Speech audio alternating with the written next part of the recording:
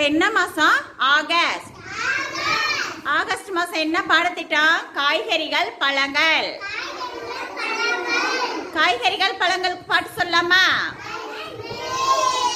காலையில் எல்லாரும் காய் குழம்பு சாப்பிட்டீங்களா? என்ன காய் சாப்பிட்டீங்க எல்லாரும்? யார் யார் என்ன காய் குழம்பு சாப்பிட்டீங்க? சரி, ஓகே. பாட்டு சொல்லலாமா? காய் பாட்டு சொல்லலாமா? கத்திரி வெண்டை செடியிலே, பாகல் அவரை கொடியிலே, மாங்காய் முருங்கை மரத்திலே, கேரட் பீட்ரூட் வேரிலே, தினமும் நாமம் உண்ணலாம், அழகாய் நாமும் வாழ்ந்திடலாம்.